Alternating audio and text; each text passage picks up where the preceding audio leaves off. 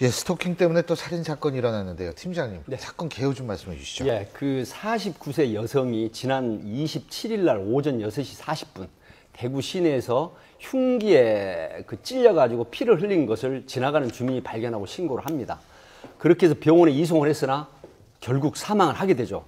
그래서 경찰이 이제 급거 수사를 했는데 알고 봤더니 이 피해자가 스토킹을 당하고 있다라고 경찰서에 와서 올 초에 그 면담을 했던 사람입니다. 그래서 그 해당된 그 B 씨, 스토킹을 한다는 그 B 씨에 대한 조사를 해서 혐의가 상당히 중하다 해가지고 영장을 청구를 했는데 대구지방검찰청에서 증거가 불충분하니까 다시 소명을 더해라, 증거를 보강해라 하고 했는데 결국 그 보강하는 10일 동안에 이 43세 된 용의자가 이 스토킹을 했던 이 대상자를 살해한 걸로 지금 밝혀지고 있습니다. 그래서 이게 지금 스토킹이 굉장히 좀 무서운 범죄인데 사실 스토킹이라고 하면 미국의 그 존 레넌, 비틀즈의 멤버 한 사람이죠.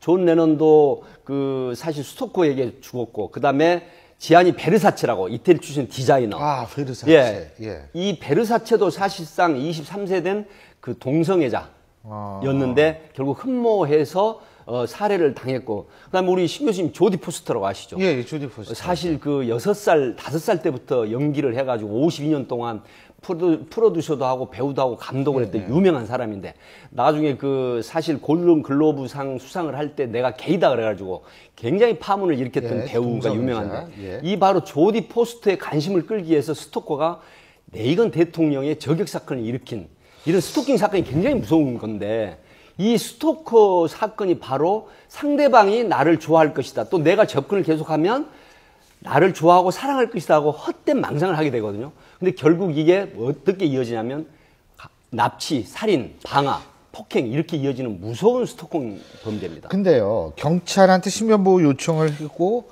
그래서 몇 번을 아마 한 모양이에요. 근데 그 이상은 경찰이 해줄 게 없나 보죠? 사실 그렇습니다. 이 보강 수사를 하라 해서 10일 사이에 이 사건이 일어났는데 실질적으로 위협이나 협박이 존재한다고 해서 현실적으로 어떤 그 부분에 대한 피해자를 보호해 주는 게 사실 법적으로 미비한 게 현실입니다. 그거 여 변호사님, 그걸 어떻게 좀 해줘야 되는 거 아니에요? 법으로는 있죠. 그 고소인이나 그다음 증인 여기를 폭행 이런 거 할 때는 가중 처벌하게 돼 있는데 하지만 폭행이 아니라 이거는 스토킹이잖아요. 스토킹, 협박을 하고 간접적으로 겁을 주고. 그거는 뭐 여러 가지 그 제한 조치가 있죠.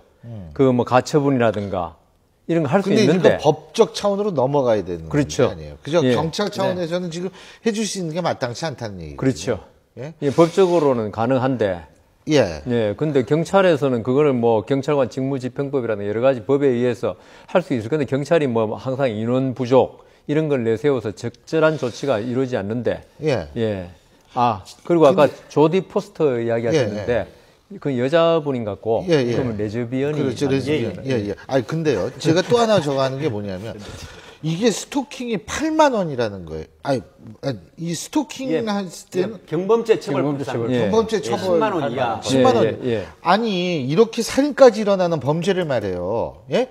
그 정도 금액으로 형량을 때린다는 게 이게 상식적으로 이게 잘 이해가 안 되거든요. 경범죄 처벌법에 그 법정형이 뭐 구류, 과료 또는 뭐 벌금 10만 원 이하인가요? 지금은 옛날에 5천 원 이하인데 10만 원 이하니까 법정형이 그렇게 돼 어쩔 수 없고 제 생각에는 앞으로 그 법을 개정해서 이게 위험도에 따라서 흉기로 뭐 하는 사람도 있고 좀 형을 가중하는 그러니까 형법을 갖다가 고치든지 그렇게 해야 될 것 같습니다. 이게 지금 김청환 씨도 그 예전에 스토킹 당했죠. 그리고 그 살고 놓은 사람이 다시 또 찾아와서 폭행하고 뭐 그런 사건에 휘말린 적이 있다고 그럽니다. 근데 제가 조금 더 말씀드리면 사실 이게 1999년도부터 스토킹 방지법을 발의를 8건이 됐는데 아직까지 통과가 안 돼 있고요. 몇 년도에 했는데요? 1999년도부터 지금 그러고는 이게 몇 년 지난 그런데 지금 8건이 발의가 됐는데 다 자동 폐기됐습니다. 그러니까 또 아니 원래 국회의원도 주특기가 뭐냐면 리사이클링 하는 거 있어요. 법안. 그래서 딴 사람이 한 거 내가 한 것처럼 해가지고 리사이클링 싹 해가지고 그래서 제가 학교에서 이제 강의를 할 때 이런 걸 많이 인용을 하는데 사실 미국 같은 경우에는 캘리포니아에서 1990년도부터 스토킹 방지법 또 사이버 스토킹 스토킹 방지법도 지금 하고 있고 일본 같은 경우도 2000년도에 스토킹 방지법이 제정이 돼서 지금 시행을 하고 있거든요. 근데 우리나라는 사실 1년에 이 스토커에 관련된 사실 살인 사건이 보통 한 400건, 그러니까 1000여 건 중에 실질적으로 마음을 먹고 죽인 사건이 살인 사건이 300~400건 발생을 하는데 그 중에 스토킹 이별 범죄로 인한 살인 사건이 한 40~50건 되거든요. 예. 이렇다고 하면 이게 상당히 심각한 문제인데 이런 부분이 국회에서 좀 한번 들여다봤으면 하는 그런 심정. 그러니까 이 국회의원들이 좀 이런 거야말로 리사이클링 해야 돼요. 이 딴 거 쓸데없이 딴 거 해가지고 법안 발의 건수 늘리려고 뭐 이것도 하고 저것도 하고 별짓 따거든요. 사실 청부 입법부터 시작을 해가지고 리사이클링 법안이 전문 용어들 다 나오는데 이런 거나 좀 제대로 했으면 좋겠다는 생각이 듭니다. 자, 저희가 또 다른 주제가 있는데요. 다음 주제 어떤 건지 화면으로 만나보시죠. 100달러 지폐 대신 1000달러 지폐 60장을 내준 것으로 돈 봉투 안에 6만 달러가 들어있는 줄 몰랐고 잃어버렸다는 것이었습니다. 검찰은 어제 피의자에게 횡령이 아닌 사기죄를 적용해서 주목을 끌고 있습니다. 예.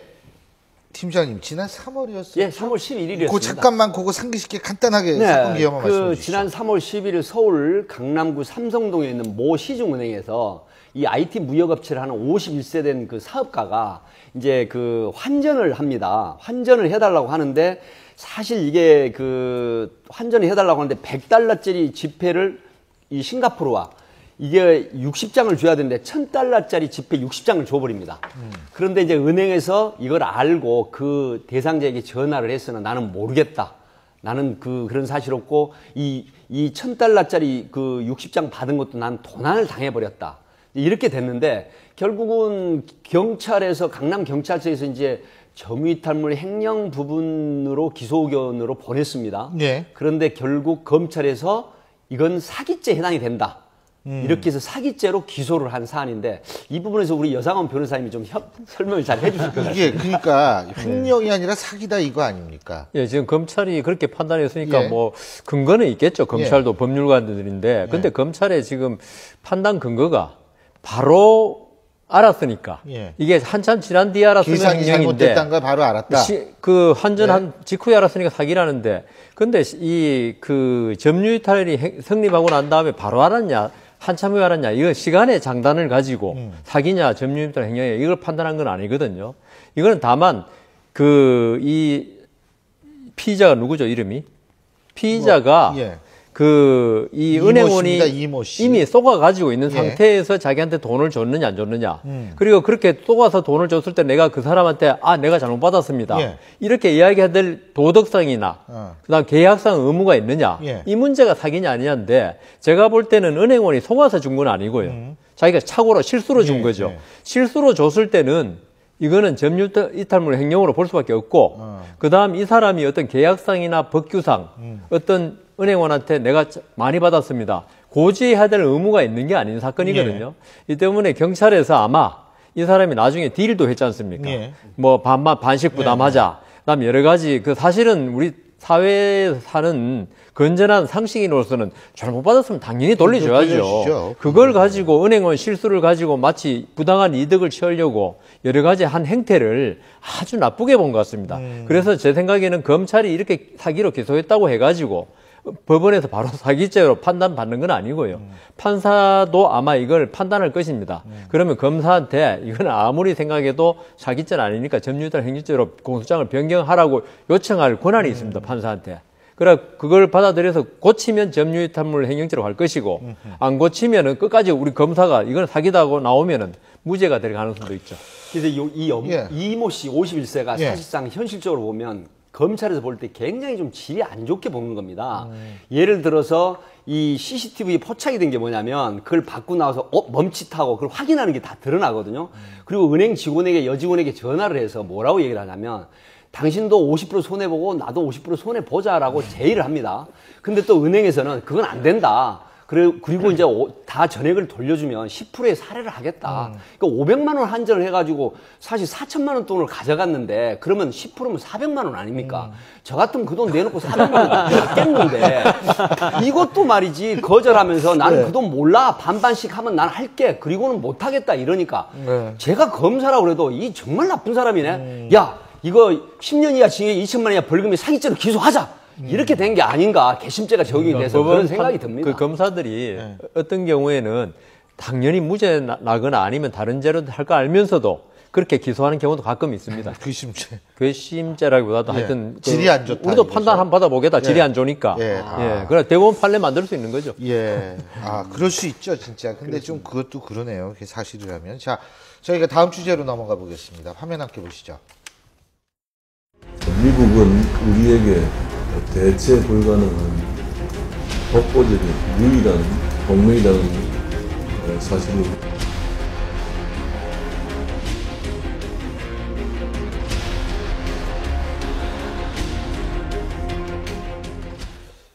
미국을 방문 중인 새누리당 김무성 대표 여러 가지로 주목을 많이 받고 있죠. 큰절도 하여서 큰절 외교라는 용어를 만들더니 이제 우리는 중국보다 미국이라는 깜짝 발언도 했습니다. 자, 강 교수님, 이거를 어떻게 보세요? 이거 적절한 발언일까요? 여러 가지 설들이 많던데요. 이제 뭐 일단 기본적으로는 굉장히 부적절한 발언이었다 이렇게 평가할 수밖에 없다. 왜냐하면 이게 국가 간을 비교해서 말하는 것, 더군다나 우리 여당의 대표가 제1야당의 대표가 제1여당이 집권당의 대표가 가서 중국보다 미국, 이 사실은 굉장히 아마추어적인 표현입니다. 왜냐하면 외교적 수사라는 것들이 이제 이럴 때 쓰이는 건데요. 그러니까 미국과의 동맹을 강화하고 강조하는 건 충분히 필요하고 이해가 됩니다만 그걸 중국을 폄훼하는 느낌을 주면서 했다라는 게 굉장히 실수로 볼 수밖에 없고 더군다나 얼마 전에 메르스 때문에 우리가 중국에서부터 사람들이 관광객들이 안 온다고 또 이렇게 해서 굉장히 경제적인 피해도 많이 봤는데 이게 정치가 경제적인 직접적인 영향을 미치는데 그런 측면에서 보면 이걸로 인해서 또 나라 간의 어떤 또 문제를 하면 또 반항 감정 이런 걸로 만약에 확산된다면 굉장히 치명적일 수 있는 지점이고요. 실제로 이 외교 행보로 인해서 실제 그 박근혜 대통령 같은 경우에는 중국과 미국 사이의 미묘한 균형을 맞춰갖고 오셨다고 봐야 되거든요. 근데 이제 그런 면에서 보면 물론 지금 김무성 대표께서 사드나 이런 것들 때문에 미국과 가까이 하지 않는 것 아니냐라는 미국의 시각을 불식시키려는 노력은 일리가 있습니다만 그럼에도 불구하고 표현 자체는 굉장히 부적절했다 이렇게 판단합니다. 그러니까 이게 독자적인 판단 하에서 했겠죠? 그렇죠. 뭐 교감까지 했으면 이렇게 판단 나오지 않았을 이렇게 나오지 않을 것이다.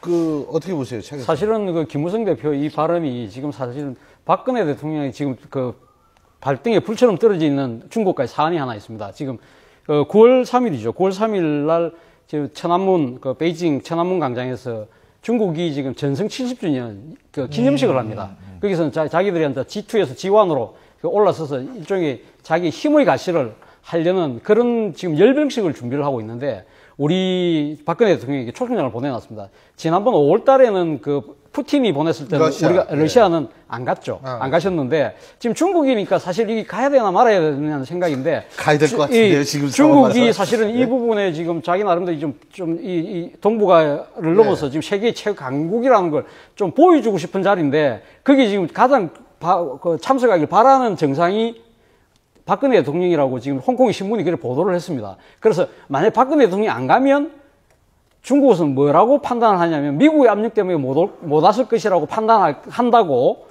홍콩 신문에 지금 보도가 나 있는 상황입니다. 그렇기 때문에 지금 박근혜 대통령 입장에서는 상당히 이 부분에서 지금 여당 대표가 운신의 폭을 좁히는 결과를 갖고 오는 이런 상황으로 지금 당장 지금 외교적 현안이 그런 거죠. 실제로도 또 지금 박근혜 대통령이 오바마 대통령과의 원래 정상회담을 했다가 저희가 연기하지 메르스 않았습니까? 때문에 메르스 때문에 연기하지 않았습니까? 이제 그래서 이제 또 향후에 가실 계획이 있는데 물론 그런 걸 측면에서 보면 말씀하신 것처럼 실제로 김무성 대표가 미국과의 관계를 좀 풀어내는 그런 것들의 역할은 필요했었습니다만 실제로 지금 더 이제 사실은 더 좀 들여다봐서 심각한 것은 이번에 방미하면서 미 의회뿐만 만났고 행정부를 하나도 못 만났다라는 거거든요. 근데 차관보 한 분, 차관보 하나를 만났다는 건 사실 여당 대표에 있을 수 없는 일입니다. 박근혜 대통령이 야당 대표 시절에도 그 럼스펠드 국무장관을 만나고 왔고 그리고 실제로도 국방장관을 만나고 왔고 실제로도 이게 미국 의회에 가보면 의회 정치하고 행정부 정치가 굉장히 판이하게 다릅니다.